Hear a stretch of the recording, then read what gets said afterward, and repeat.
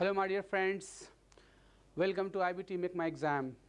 Okay, today once again I'm here to discuss some important questions, okay, which is designed for SSC, right? So look at the questions here. Correct the following sentences, right? Here are a few sentences. आपको बताना है sentence में कौन से part में error है, right? तो देखो first sentence, the team member should listen to the advices given by the captain and the manager. Is there any error in this sentence?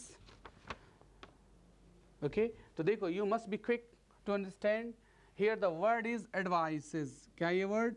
Advices.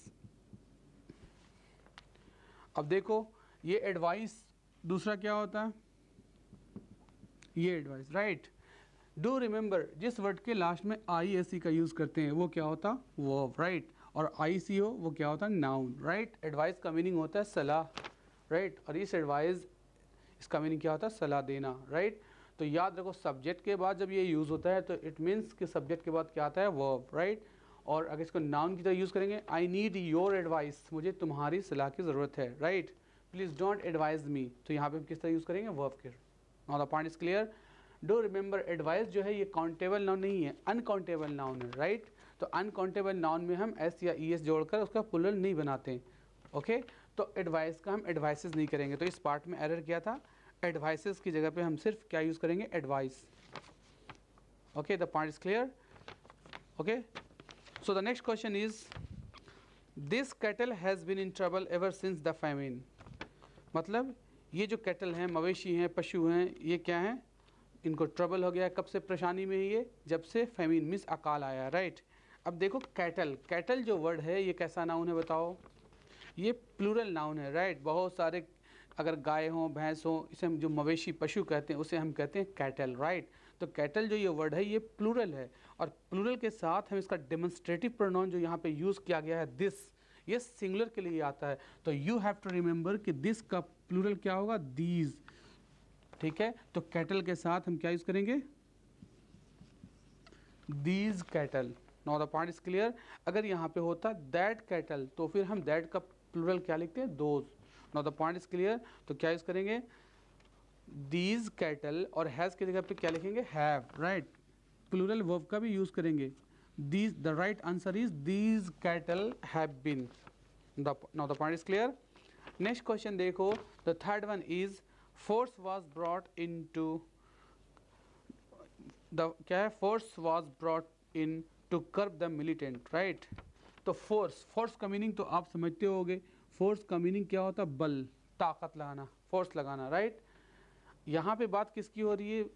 यहाँ पे बात हो रही है सैन्य बल की, राइट. और सैन्य बल को हम फोर्स में यूज़ करते हैं, उसके लिए क्या यूज़ करेंगे? Forces, okay. जब हम सैन्य बल की बात करेंगे तो क्या यूज़ करेंगे? फोर्सेस. लेकिन हम कोई बल लगाने की बात करेंगे तो उसे क्या यूज़ करते हैं? फोर्स, ठीक है. तो सही सेंटेंस क्या हो जाएगा? Forces were brought. फोर्सेस के साथ क्या रखेंगे? Were, okay, plural verb. Forces were brought in to curb the militant. Next question देखो, fourth one, the carts will.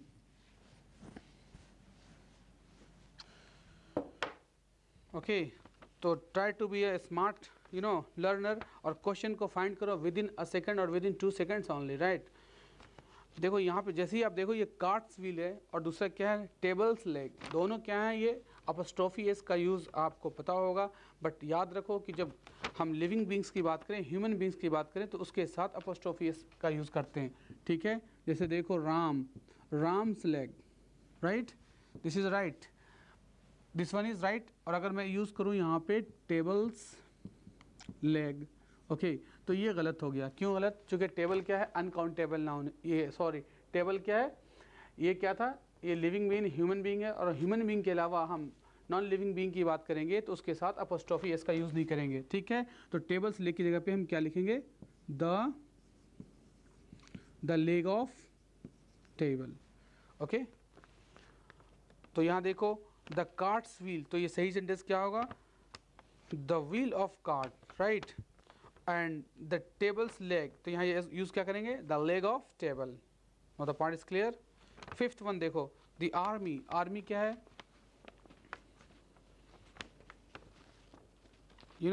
Army जो है ये सिंगुलर नाउन है, राइट. और सिंगुलर के लिए हम क्या लेंगे, हैज़ का यूज़ करेंगे। The army has been called to carry out the rescue operations, right. तो द आर्मी के साथ क्या यूज़ करेंगे, हैज़ का यूज़ करेंगे। नेक्स्ट क्वेश्चन देखो, 6th one, don't pride on your youngness. देखो यंग जो है ये वर्ड होता है एडजेक्टिव, राइट, और इसका जो नाउन बनाएंगे वो क्या हो जाएगा, यूथ। तो यंगनेस जो पार्ट है उसको सही करो, वहाँ पे लिखो youth. Don't pride on your youth because one day you shall grow old. Now the point is clear. Next question देखो, the house was made of bricks. The house was made of bricks. दो word होते हैं, इसे याद रखो, made of और दूसरा क्या होता है, made from. ओके, अगर हम बात करें किसी चीज़ की कि उसकी शक्ल बदलने की बात हो, शेप चेंज, तो क्या यूज़ करेंगे, मेड ऑफ, राइट। और अगर किसी चीज़ की प्रॉपर्टी चेंज हो जाए तो फिर क्या यूज़ करेंगे, मेड फ्रॉम। ओके, जैसे मैं बोलूँ कि the table was made of would, किस चीज़ से बना हुआ है, वुड, मीन्स वुड को काट कर, लकड़ी को काट कर उसकी शक्ल को चेंज कर दिया गया है। Okay, my ring is made of gold, ठीक है, अंगूठी किस चीज़ की है, सोने की है, तो हम उसकी शक्ल को चेंज करेंगे तो क्या यूज़ करेंगे, मेड ऑफ, राइट। लेकिन हम अगर उसकी प्रॉपर्टी चेंज करने की बात करें, जैसे you know curd is made from milk, दही किस चीज़ से बनता है, दूध से, राइट। तो उसकी प्रॉपर्टी चेंज हो रही, तो प्रॉपर्टी चेंज होने के लिए हम क्या यूज़ करते हैं, मेड फ्रॉम, राइट। यहाँ पे तो देखो शेप चेंज होने की बात हो रही है, क्योंकि कहा जा रहा है the house was made of brick, right. लेकिन जो ब्रिक है ये अनकाउंटेबल नाउन है, राइट, इसलिए हम ब्रिक्स का यूज़ नहीं करेंगे, क्या यूज़ करेंगे, the house was made of brick, ठीक है। मकान ईंट से बना हुआ है, ऐसे नहीं बोलते बहुत सारे ईंटों से बना हुआ है, सिर्फ कहते हैं ईंट से बना हुआ, ईंट का मकान है, right. The house is made of stone, stones नहीं बोलेंगे। Now the point is clear, तो ब्रिक करेंगे वहाँ पे, एस हटा दो वहाँ से। नेक्स्ट क्वेश्चन देखो, he wears glass to see the distinct object clearly. Basically ये जो इंपॉर्टेंट क्वेश्चन जो मैं करवा रहा हूँ, ठीक है, ये कुछ पार्ट प्लूरल्स के हैं, सिंगुलर प्लूरल हैं, और कुछ इसमें आर्टिकल के भी यूज़ हैं, ठीक है। तो इसे सीखने की कोशिश करो। एक वर्ड है ग्लास और दूसरा क्या है, ग्लासेस। तो एक बात आप याद रखो, okay, one thing you must keep it in your mind, okay, कि ग्लास जो है, जो अनकाउंटेबल, जितनी भी चीज़ें जो अनकाउंटेबल नाउन है वो अपने ओरिजिनल फॉर्म में होता है, राइट। उसमें हम एस या ई एस नहीं लगाएंगे। जैसे हम पानी की बात करें तो सिर्फ वाटर ही यूज़ करेंगे, अगर हम वाटर्स बोलते हैं तो फिर वो पानी नहीं रहेगा उसका मीनिंग, राइट। वाटर्स का मीनिंग हो जाएगा सागर, राइट। जैसे वुड क्या है, अनकाउंटेबल नाउन लकड़ी है, तो हम लकड़ी की बात करेंगे तो वुड यूज़ करेंगे। अगर अनकाउंटेबल नाउन में एस लगा दोगे, वुड्स कर दोगे, तो फिर उसका मीनिंग हो जाएगा जंगल, फॉरेस्ट, ओके। तो याद रखो, जैसे पीपल मीन्स होता है लोग, अगर हम पीपल्स कर दें तो उसके मीनिंग कुछ और हो जाते हैं, ठीक है, नेशन हो जाता है, देश। तो ग्लास और ग्लासेस, ग्लास का मीनिंग क्या होता है, ग्लास का मीनिंग कांच होता है, राइट, उसे हम ग्लास कहते हैं। और ग्लासेस का मीनिंग होता है specs, spectacles, you know, sun glasses, clear. तो यहाँ बात किसकी हो रही है, ही वियर्स, तो ही वियर्स ग्लास नहीं कहेंगे, क्या यूज़ करेंगे, he wears glasses to see the distinct objects clearly. Glass की जगह पे हम क्या यूज़ करेंगे, ग्लासेस, ठीक है। लेकिन मैं बोलूँ कि the house is made of glass, फिर वो सही हो जाएगा, ठीक है। 9th वन देखो, it is very difficult to chase a huge score in the 4th inning. देखो जो इनिंग वर्ड है इसमें हमेशा हम इनिंग्स यूज़ करते हैं, राइट। इनिंग लिखना गलत हो जाएगा। अब चाहे वो फर्स्ट हो, सेकंड हो, थर्ड हो, फोर्थ हो, हम क्या यूज़ करेंगे, innings, first innings, second innings, okay. तो यहाँ पे जो मिसिंग पार्ट क्या है, इनिंग में एस लगा दो। तो it is very difficult to chase a huge score in the 4th innings. Next question देखो, let's switch over to the next question, the law of indexes, index, okay, the law of indexes proves very helpful in algebraic calculations. Since we are talking about algebraic calculations, right, index का meaning आप सबको पता होगा। Index किसे कहते हैं, एक तो सूची होता है, राइट, इंडेक्स फिंगर भी कहते हैं हम इंडेक्स। जब इसका हम प्लूरल बनाते हैं तो एक वर्ड होता है इंडेक्सेस और दूसरा क्या होता है, इंडिसेस, ओके। इसका मीनिंग होता है सूची, लेकिन इसका होता है सूचकांक, राइट, जो हम पढ़ते हैं अलजेब्रा में। अलजेब्रा का एक पार्ट है, उसमें सर्ट्स, इंडिसेस, ओके। तो यहाँ बात हो रही है according to the sense of sentence, जो सबसे अप्रोप्रिएट वर्ड है वो क्या यूज़ करेंगे, इंडेसेस, राइट। अलजेब्राइक कैलकुलेशंस की बात हो रही है तो इंडेक्सेस की जगह पे इंडेसेस यूज़ करो। नेक्स्ट क्वेश्चन देखो,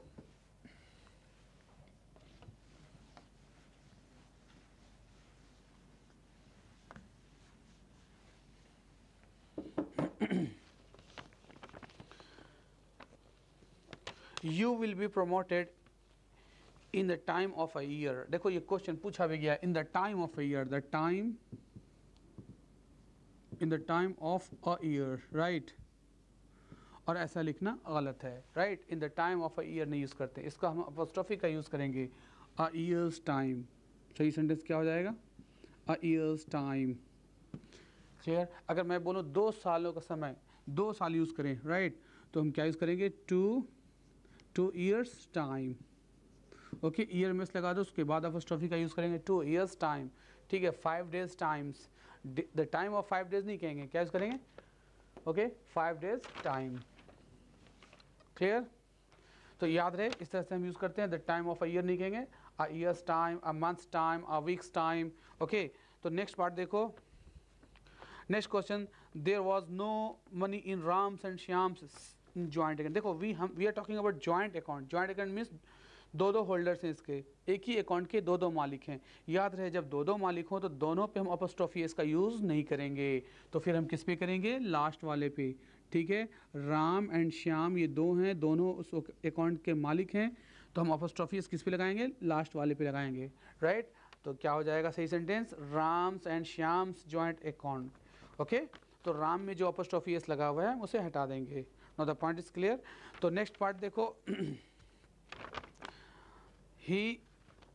he is always ready to make any sacrifice for the sake of justice। देखो यहाँ for the sake of justice, ये नेक्स्ट क्वेश्चन, क्वेश्चन नंबर 13 में क्या लिखा हुआ है, for the sake of justice। for the sake of justice ना लिखकर हम क्या लिखेंगे, justice sake।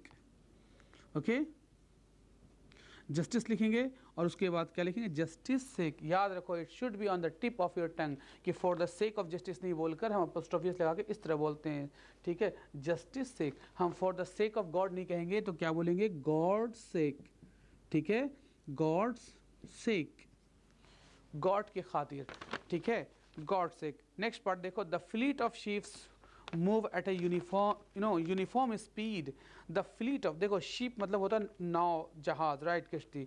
इनके ग्रुप को क्या बोलते हैं, fleet. The fleet of ships. अब जो फ्लीट जो है वो सिंगुलर है, क्या है, तो सिंगुलर नाउन के साथ हम सिंगुलर वर्ब का यूज़ करेंगे। ठीक है, तो फ्लीट ऑफ शिप्स के साथ क्या यूज़ करेंगे, मूव्स। मूव में क्या लगा दो, एस। याद रहे कि जब वर्ब में हम एस या ई एस लगाते हैं तो वो सिंगुलर वर्ब होता है, राइट।